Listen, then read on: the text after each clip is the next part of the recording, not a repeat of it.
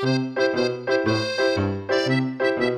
Center for all your child's healthcare needs is where your doctor is. Open 7 days a week with extended hours and 3 locations. The Pediatric Center. Come grow with us. This month, we're tackling a subject moms know all too well, sleep patterns. So, what does the pediatrician have to say about getting your baby to rest? Find out on Babies 101.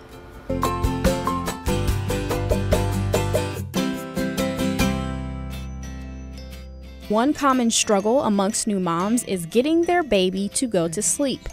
Dr. Lyle Stevenson with the Pediatric Center says don't expect the baby to sleep well for the first few months, but it also depends on diet. In general, a formula-fed baby, usually in that 2 to 3 month range. A breastfed baby is probably going to take longer to sleep through the night. In the early stages, especially newborn to 2 months, usually the baby's going to wake up between every 2 to 4 hours to feed. But when the baby isn't sleeping, it's still a worry for a new parent. Is there something wrong with the baby? There's probably nothing wrong with their child in the sense that there's probably not a medical problem or anything like that that's causing the baby to not sleep like their friends' babies or like their other baby. Parents are concerned because parents are tired. Usually when the baby cries, they want to be fed, held, or changed, and they will wake throughout the night. In early infancy, it is important to feed the baby every 2 or 3 hours or every time they wake up.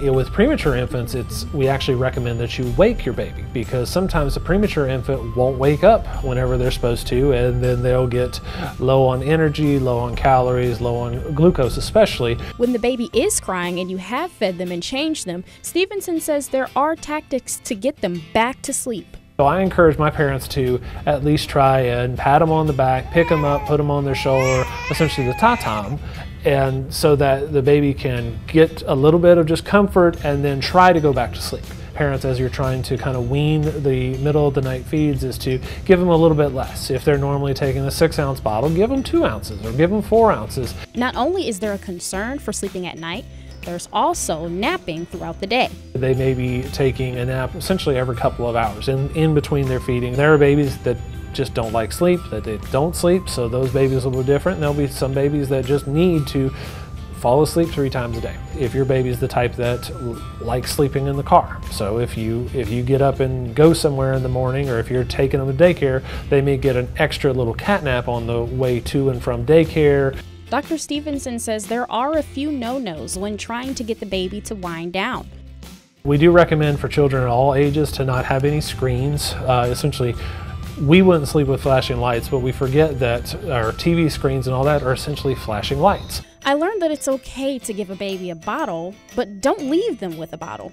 And what we especially discourage is putting them into their crib with a bottle, because we don't want the baby to be just gnawing on the bottle all night, because as they get older and they start getting teeth, the milk in their mouth, the milk from the bottle, can lead to early development of dental problems. Will it hurt the baby's relationship with the mother if they are left to cry themselves to sleep?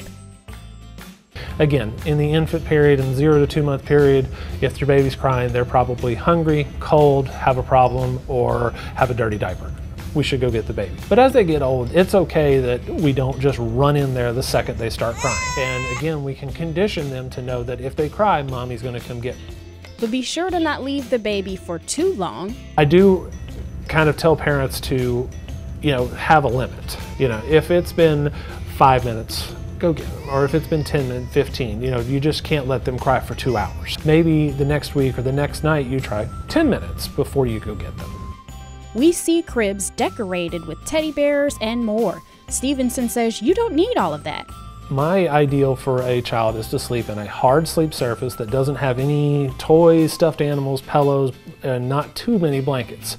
The recommendation is that an infant, will sleep in their own sleep area in the parent's room from 0 to 6 months. Keep in mind, helpers like the white noise machines, essential oils, and swings are fine temporarily, but not for the long run. That's fine if you can do it every night.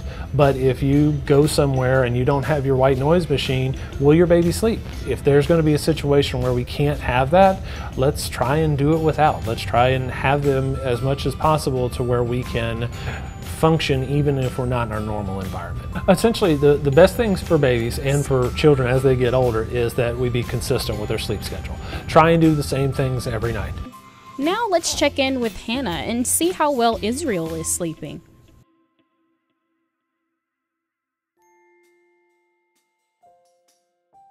He started sleeping through the night at about, I want to say, a month and a half, because he reached 13 pounds at that point. And according to our pediatrician, once a baby reaches 13 pounds, they have enough weight on them where they can sleep through the night Hannah has without hers waking up for down by feeding. using BBLB.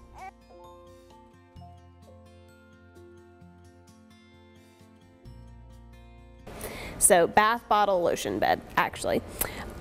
We give him a bath, you know, it helps him, the warm bath helps him calm down. We lotion him up, we put him in a little sleeper, and then we give him a bottle. And he knows that, you know, when the lights are out and he's taking that bottle, that's when it's time to wind down. Well, there are some tricks that didn't work out go to so sleep, and we've really done our best to establish a routine with him. At first we tried to just lay him in his bassinet at night with his pacifier, you know, and not do the bath and the bottle to try and get him into a bedtime routine. We just tried to lay him down and let him self-soothe and go to sleep, and that didn't work for us.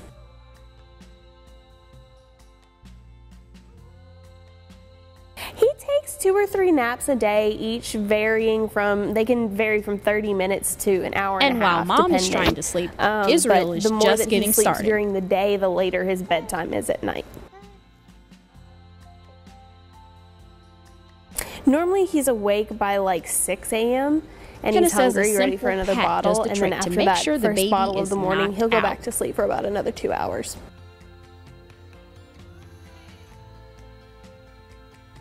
The best tips that I can give, things that work for us when he's really fussy, are butt pats. You just pat him kind of softly on the little booty, and looks like Hannah and Israel are on track for success. Tune in next month when we're talking about tummy time. I'm Tresia Bowles with KPLC's Babies 101.